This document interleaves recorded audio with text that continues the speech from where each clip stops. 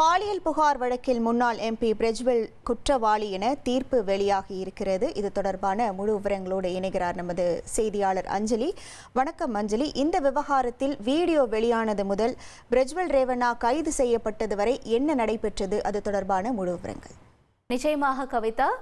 வணக்கம் நேயர்களே. அதாவது பாலியல் பலாத்கார வழக்குல முன்னாள் ஜேடிஎஸ் எம்பி பிரஜ்வல் ரேவண்ணா குற்றவாளின்னு 14 மாதங்களுக்கு அப்புறமா இந்த தீர்ப்பு வெளியாகி இருக்கு. இந்த வழக்குல என்ன நடந்தது அப்படிங்கறத நம்ம ஒரு முறை திரும்ப பார்த்துடலாம். அதாவது டிசம்பர் 8, 2023 தேவராஜேகவுடா பாஜக தேசிய பொதுச் செயலாளர் BL சந்தோஷுக்கு பிரஜ்வல் சம்பந்தப்பட்ட பென்ட்ரைவ் குறித்த கடிதம் ஒன்றுத்தை எழுதியிருந்தாங்க. அது மட்டும் இல்லாம அதே நேரத்துல வீட்டு பணிப்பெண் ஒருத்தவங்க தொடர்ந்த பாலியல் வன்கொடுமை வழக்கும் விசாரணைக்கு வந்திருந்தது. இந்த 2 விவகாரங்களுமே அந்த சமயத்துல மிகப்பெரிய புயலை கிளப்புச்சு அப்படின்னு தான் சொல்லணும். இந்த வழக்கு சம்பந்தமா கிட்டத்தட்ட 2976 பாலியல் வீடியோக்கள் அடங்கிய பென்ட்ரைவ் குறித்த கடிதத்தையும் எழுதியிருந்தாங்க. பிரஜ்வல் சம்பந்தப்பட்ட இந்த வீடியோக்கள் எல்லாமே பிரஜ்வலுக்கு எதிராக சிறப்பு விசாரணை குழு முன்பாக விசாரணைக்கு வந்திருந்தது. இவங்க FIR-ஐயும் பதிவு செஞ்சிருந்தாங்க. அதாவது மதச்சார்பற்ற ஜனதா தளம் கட்சியிலிருந்து இந்த விவகாரம் பூதாகரமாகியிருந்த நிலையில பிரஜ்வல் இடைநீக்கமும் செய்யப்பட்டிருந்தாங்க. தொடர்ந்து முன்னாள் பணிப்பெண் அளித்த புகார்ல பிரஜ்வல் ரேவண்ணா மேல கிட்டத்தட்ட 3 FIR வழக்குகள் பதிவு செய்யப்பட்டிருந்தது. அதுக்கு அடுத்தபடியா ஜூன் 25, 2024 அப்ப சைபர் கிரைம் மூலம் ஒரு பெண் அளித்த புகாரின் அடிப்படையில் 4 FIR-கள் பதிவு செய்யப்பட்டிருந்தது. இந்த விசாரணையானது தொடர்ந்து நடந்துட்டு வந்த நிலையில பிரஜ்வல் ரேவண்ணாவை மக்கள் பிரதிநிதிகளுக்கான கர்நாடக சிறப்பு நீதிமன்றம் குற்றவாளி அப்படின்னு சொல்லி இப்ப தீர்ப்பை வழங்கியிருக்காங்க. இந்த வழக்குல கிட்டத்தட்ட 123 ஆதாரங்களும் 2000 குற்றப்பத்திரிகைகளும் தாக்கல் செய்யப்பட்டிருந்தது. இந்த நிலையில இப்படி ஒரு தண்டனை வழங்கப்படும் அப்படிங்கிற ஒரு கேள்வியும் எழுப்பியிருந்தாங்க. ஆனா என்ன தண்டனை அப்படிங்கிற விவரங்களை நீதிமன்றம் இன்னைக்கு சொல்லல. அதற்கு பதிலாக சனிக்கிழமை பிரஜ்வல் ரேவண்ணாவுக்கு என்ன மாதிரியான தண்டனை வழங்கப்படும் அப்படிங்கிற விவரங்களை நாங்க அறிவிக்க இருக்கோம் அப்படின்னு சொல்லியிருக்கு. இதுக்கு முன்னாடி என்னென்ன பிரிவுகள் கீழே பிரஜ்வல் ரேவண்ணா மேல வழக்குகள் பதிவு செய்யப்பட்டிருந்தது, இந்த வழக்குகள் என்னென்ன தண்டனையை குறிக்கும் அப்படிங்கறத நம்ம இப்ப விரிவா பார்க்கலாம். அதாவது IPC பிரிவுகள் 376 2K மற்றும் 376 2N இது ரெண்டுமே ஒருவனுடைய கட்டுப்பாட்டுல அல்லது அதிகாரத்துல இருக்கிற ஒரு பெண்ணை பாலியல் பலாத்காரம் செய்தல், இது இந்த பிரிவை குறிக்குது. ஒருவேளை இந்த குற்றச்சாட்டு நிரூபிக்கப்பட்டுச்சு அப்படின்னா குறைஞ்சபட்சம் 10 ஆண்டுகள் சிறை தண்டனை விதிக்கப்படும். இது ஆயுள் தண்டனை வரைக்கும் கூட நீடிக்கப்படலாம் அப்படின்னு சொல்லப்படுது. அடுத்ததா இவர் மேல பதிவு செய்யப்பட்ட வழக்கு IPC பிரிவுகள் 354A. இது பாலியல் துன்புறுத்தல் வழக்கு குறிக்குது. இது அடுத்தபடியாக 354B ஒரு பெண்ணை ஆடையின்றி நடத்துதல் அப்படிங்கிற பிரிவின் கீழே இந்த வழக்கு நமக்கு சொல்லுது. அடுத்தபடியா 354C இது வந்துட்டு அந்த பொண்ணை வீடியோ எடுக்கிறதோ, அதாவது பாலியல் சீண்டலுக்கு அப்புறமா ஆடை இல்லாம வீடியோ எடுக்கிறதோ, அதை வச்சு மிரட்டுறதோ, இந்த மாதிரியான விவகாரங்கள் எல்லாம் இதனுடைய அடிப்படையில் கிட்டத்தட்ட 3 ஆண்டுகள் வரைக்கும் சிறை தண்டனை வழங்கப்படும். IPC பிரிவு 506 குற்றம் செய்யப்பட்ட நபர் யாரு அங்க வந்துட்டு பாதிக்கப்படுறாங்களோ அவங்கள மிரட்டுறது, இதற்கு 6 மாதங்கள் வரை சிறை தண்டனை விதிக்கப்படும். IPC பிரிவு 201 ஆதாரங்களை அழித்தல். இந்த குற்றஞ்சாட்டப்பட்ட நபர் அவருக்கு எதிராக இருக்கக்கூடிய ஆதாரங்களை அழிச்சாங்க அப்படின்னா குறைஞ்சபட்சம் 1 வருடம் சிறை தண்டனை வழங்கப்படும். இது 7 ஆண்டுகள் வரைக்கும் கூட நீடிக்கப்படலாம் அப்படின்னு சொல்லி தகவல் தொழில்நுட்ப சட்டம் 2008 பிரிவு 66E தனி உரிமை மீறல் மூலமாகவும் சொல்லப்படுது. இந்த 3 ஆண்டுகள் வரைக்கும் இதன் மூலமா சிறை தண்டனை விதிக்க வாய்ப்புகள் இருக்கிறதாகவும் சொல்லப்படுது. ஆனா இது எல்லாமே இவர் மேல பதிவு செய்யப்பட்ட வழக்குகள். ஆனா தண்டனை விவரங்களை இன்னும் நீதிமன்றம் விரிவா சொல்லல. தண்டனை விவரம் சனிக்கிழமை அறிவிக்கப்படும் அப்படின்னு சொல்லி நீதிமன்றம் சொல்லியிருக்கு.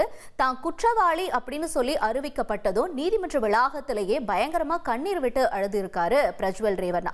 இப்ப இந்த நிலையில இந்த விவகாரம் அரசியல் வட்டாரத்திலையும் சரி, பிரஜ்வல் ரேவண்ணா தரப்பை சேர்ந்தவங்களுக்கும் சரி ஒரு அதிர்ச்சி அளிக்கக்கூடிய விஷயமாகத்தான் பார்க்கப்படுது.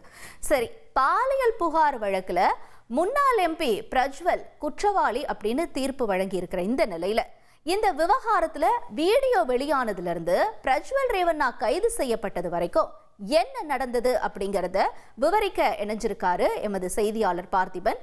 அவர் தரும் தகவல்களை நாம தொடர்ந்து கேட்கலாம். வணக்கம் நேயர்களே. நாட்டையே உலுக்கிய கர்நாடக மாநிலம் ஹசன் தொகுதியின் முன்னாள் எம்பி பிரஜ்வல் ரேவண்ணாவின் பாலியல் விவகாரம் தொடர்பான வழக்கின் தீர்ப்பை ஒட்டி இந்த வழக்கு விவகாரம் கடந்து வந்த பாதையை தான் இந்த தொகுப்பில் நம்ம பார்க்க இருக்கிறோம். அந்த வகையில் கடந்த டிசம்பர் 8, 2023 அப்போதைய உள்ளூர் பாஜக தலைவர்களில் ஒருவராக இருந்த தேவராஜே கவுடா என்பவர் பாஜக தேசிய பொதுச் செயலாளர் BL சந்தோஷ் மற்றும் மாநில தலைவர் BY விஜயேந்திரா உள்ளிட்டோருக்கு பிரஜ்வல் ரேவண்ணா சம்பந்தப்பட்ட 2976 பாலியல் வீடியோக்கள் அடங்கிய பென்டிரைவ் பத்தி விளக்கி ஒரு கடிதம் எழுதியிருந்தார். காங்கிரஸ் ஏற்கனவே அந்த பென்டிரைவை அவங்க வசம் வச்சிருக்கிறதாவும் அவர் கட்சியை எச்சரிச்சிருந்தார். இதனால கூட்டணியில் ஏதேனும் மாற்றம் ஏற்படுமா அப்படின்ற ஒரு கேள்வி அப்பொழுது அந்த வட்டாரத்தில் இருந்திருக்கு. இந்த நிலையில தான் தேர்தலுக்கான கூட்டணி மதச்சார்பற்ற ஜனதா தளத்தோடு பாஜகவுக்கு தொடர்ந்த நிலையில ஏப்ரல் 19 தேர்தல் நெருங்கப்பட்ட ஒரு தருணத்தில் பொது இடங்கள்ல ஹசன், மாண்டியா மற்றும் பெங்களூரு உள்ளிட்ட மாவட்டங்களின் அந்த நாடாளுமன்ற தொகுதிகளுக்கு உட்பட்ட கிராமப்புற பகுதிகள் உள்ளிட்ட பல்வேறு பொது இடங்கள்ல பாலியல் வீடியோக்கள், பிரஜ்வல் ரேவண்ணா சம்பந்தப்பட்ட வீடியோக்கள் அடங்கிய பென் டிரைவுகள் ஆயிரக்கணக்கான அளவில் வீசப்பட்டிருந்தன. பாலியல் வீடியோக்கள் தொடர்ந்து சமூக ஊடகங்களிலும் வைரலாகி தேவகவுடா குடும்பத்துக்கு பெருத்த அவமானத்தை ஈட்டி தந்தது. கூட்டணியில் இருந்த பாஜகவுக்கும் அது ஒரு தலைவலியை கொடுத்தது என்று சொன்னால் மிகையாகாது. அடுத்து ஏப்ரல் 24ஆம் தேதி கர்நாடக ராஜ்ய மகிழா தௌர்ஜன்ய விரோதி வேதிக்கை உள்ளிட்ட பெண்கள் அமைப்புகள், அவங்களுடைய மன்றங்கள் எல்லாம் இந்த வீடியோக்கள் பற்றி மாநில மகளிர் ஆணையத்திற்கு ஒரு கடிதம் எழுதியிருந்தாங்க. அதோட ஏப்ரல் 25ஆம் தேதி இதை பற்றி விசாரிக்க, இந்த விவகாரத்தை பற்றி முழுமையான தகவல்களை வெளிக்கொணர சிறப்பு புலனாய்வு குழுவை அமைக்க கோரி மாநில மகளிர் ஆணையம் அம்மாநில முதலமைச்சர் சித்தராமையா மற்றும் DGP அலோக் மோகனுக்கு கடிதம் எழுதியிருந்தாங்க. தொடர்ந்து ஏப்ரல் 26ஆம் தேதி பிரஜ்வல் ரேவண்ணா தன்னுடைய வாக்கை பதிவு செஞ்சாரு. அன்னைக்கு தான் எலெக்ஷன் தேதியும் கூட. இந்த நிலையில் எலெக்ஷன் நாள் அன்னைக்கே தங்களுடைய வேட்பாளர் பற்றி சம்பந்தம் இல்லாத பென்டிரைவுகள், புகைப்படங்கள்லாம் வெளியாகி கட்சிக்கு அவமானத்தை தேடி தரும் விதமாக எதிர்க்கட்சியினர் நடந்து கொள்கிறார்கள்னு பிரஜ்வலோட கட்சியைச் சேர்ந்த ஒரு நபரே போலீசில் புகார் கொடுக்க, அதன் மீது முழு மீடியா வெளிச்சமும் பாய்ந்தது, குட்டு வெளிவந்தது. இந்த நிலையில இது தொடர்பான கேள்விகளை பிரஜ்வல் ரேவண்ணா கிட்ட முன்வைத்த போது இந்த குற்றச்சாட்டுகளை அவர் மறுத்தார். ஆனா அன்னைக்கு இரவே அவர் ரகசியமாக நாட்டை விட்டு வெளியேறி ஜெர்மனி நாட்டுக்கு புறப்பட்டு சென்றார், தன்னுடைய டிப்ளமேட்டிக் பாஸ்போர்ட்டை பயன்படுத்தி.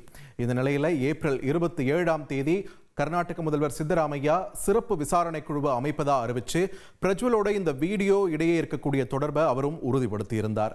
தொடர்ந்து ஏப்ரல் 28ஆம் தேதி பிரஜ்வல் வீட்டு பணிப்பெண் மற்றும் அவருடைய மகள் கொடுத்த புகாரின் அடிப்படையில் அவருக்கு எதிராக சிறப்பு விசாரணை குழு முதல் FIR பதிவு செஞ்சாங்க. அதனைத் தொடர்ந்து ஏப்ரல் 30ஆம் தேதி குற்றம் சாட்டப்பட்டவரை கைது செய்யுமாறு கர்நாடக DGP கிட்ட தேசிய மகளிர் ஆணையம் வலியுறுத்தியது. அதே நாளில் பெரும் அழுத்தத்திற்கு பிறகு மதச்சார்பற்ற ஜனதாதளம் கட்சியிலிருந்து பிரஜ்வல் ரேவண்ணாவை இடைநீக்கம் செய்து அறிவிப்பு வெளியானது. தொடர்ந்து மே 1, 2024 பிரஜ்வல் சமூக ஊடக தளமான எக்ஸ் தளத்தில் தோன்றி உண்மை வெல்லும்னு ஒரு கருத்தை பதிவிட்டிருந்தாரு. அது மட்டும் இல்லாமல் இன்னும் 7 நாளில் விசாரணை நிறுவனங்கள் முன்னாடி நான் ஆஜராவேன் அப்படின்னு அவகாசம் கோரியிருந்தார். தொடர்ந்து மே 2ஆம் தேதி பிரஜ்வலுடைய இந்த சிறப்பு பாஸ்போர்ட், அதாவது இந்த டிப்ளமேட்டிக் பாஸ்போர்ட் இருக்கு இல்லையா, அரசுல முக்கிய இடங்கள் இருக்கக்கூடிய நபர்களுக்கு மட்டுமே கிடைக்கக்கூடிய இந்த டிப்ளமேட்டிக் பாஸ்போர்ட், வீசா இல்லாமல் அவங்க எந்த நாட்டுக்கும் போகலாம், அந்த பாஸ்போர்ட்டை ரத்து செய்யுமாறு பிரதமர் நரேந்திர மோடிக்கு கர்நாடக மாநில முதலமைச்சர் சித்தராமையா ஒரு கடிதத்தை எழுதுறாரு. அதே நாள்ல பிரஜ்வலுக்கு எதிராக JDS பெண் ஊழியர் ஒருவர் கொடுத்த புகாரின் அடிப்படையில் பிரஜ்வல் ரேவண்ணாவுக்கு எதிரான 2வது FIR-ம் பதிவு செய்யப்படுகிறது. பாதிக்கப்பட்ட பெண் பிரஜ்வல் ரேவண்ணா தன்னோட அலுவலகத்தில் வச்சு பல முறை தன்னை பாலியல் பலாத்காரம் செஞ்சதா குற்றம் சாட்டியிருந்தார். அது மட்டும் இல்லாமல் பிரஜ்வல் இந்த செயலை படமாக்கியதாகவும் அவர் குற்றச்சாட்டை முன்வச்சிருந்தார். ஸோ அவர் மீதான அக்யூசேஷன்ஸ் தொடர்ந்து அதிகரிச்சிட்டு இருந்ததையும் நம்மளால் பார்க்க முடிந்தது. தொடர்ந்து மே 4, 2024 இந்த பாலியல் வீடியோவால் பாதிக்கப்பட்டவர்களில் ஒருவர் தாக்கல் செய்த கடத்தல் வழக்கில் கடத்தப்பட்ட பெண்ணை சிறப்பு புலனாய்வு குழு கண்டுபிடிச்சு மீட்டாங்க. அதன் பிறகு இந்த கடத்தல் சம்பந்தமாக பிரஜ்வலுடைய தந்தையும் மாஜத கட்சியுடைய MLA-வுமான HD ரேவண்ணா கைது செய்யப்பட்டார். இந்த இடைப்பட்ட நேரத்தில் பாதிக்கப்பட்டவங்களுக்காக சிறப்பு புலனாய்வு குழு ஒரு உதவி எண்ணையும் தொடங்குச்சு. அதனைத் தொடர்ந்து மே 8ஆம் தேதி என்ன நடந்ததுன்னு பார்த்தோம்னா, பிரஜ்வலுடைய பண்ணை வீட்டில் முன்னாள் பணிப்பெண் ஒருவர், அங்கே வேலை பார்த்துட்டு இருந்தவங்க ஒருத்தங்க கொடுத்த புகாரில் 3வது FIR பிரஜ்வல் ரேவண்ணாவுக்கு எதிராக உள்ளதாக பதிவு செய்யப்பட்டது. அதனைத் தொடர்ந்து மே 13ஆம் தேதி பிரஜ்வலுடைய தந்தை HD ரேவண்ணா ஜாமீனில் விடுவிக்கப்பட்டார். அதே நாளில் முன்னாள் முதல்வர் HD குமாரசாமி என்ன பண்ணார், பிரஜ்வல் ரேவண்ணாவை இந்தியா திரும்பி சிறப்பு புலனாய்வு குழு முன்னாடி ஆஜராகுமாறு பகிரங்கமாகவே கேட்டுக்கொண்டார். இந்த நிலையில் மே 23ஆம் தேதி முன்னாள் பிரதமர் தேவேகவுடா பிரஜ்வலுக்கு ஒரு ஓப்பன் லெட்டர் எழுதியிருந்தார். அதில் இந்தியா திரும்புமாறு தன்னுடைய கடுமையான எச்சரிக்கையையும் அதில் பதிவு செஞ்சிருந்தார். அது மட்டும் இல்லாமல் தன்னுடைய பொறுமையை சோதிக்க வேண்டாம்னு தேவேகவுடா அதில் சொல்லியிருந்தார்.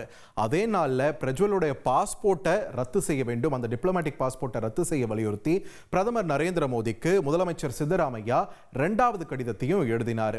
இதனைத் தொடர்ந்து மே 27ஆம் தேதி பிரஜ்வல் ரேவண்ணா ஒரு வீடியோ வெளியிடுறாரு. அதில் என்ன சொல்லியிருந்தார்னா, மே 31ஆம் தேதி அன்னைக்கு காலை 10 மணிக்கு அதிகாரிகள் முன் ஆஜராகி அனைத்து கேள்விகளுக்கும் பதிலளிப்பதாக அறிவிக்கும் அந்த வீடியோவில் ஒரு செய்தியை வெளியிட்டிருந்தார். இந்த நிலையில தான் மே 31ஆம் தேதி வெள்ளிக்கிழமை அதிகாலை 2 மணி அளவில் கைது செய்யப்பட்டார். தொடர்ந்து அவர் கைதான பின்பும் கூட அவர் மீதான புகார் தொடர்ந்ததையும் நம்மளால் பார்க்க முடிஞ்சது.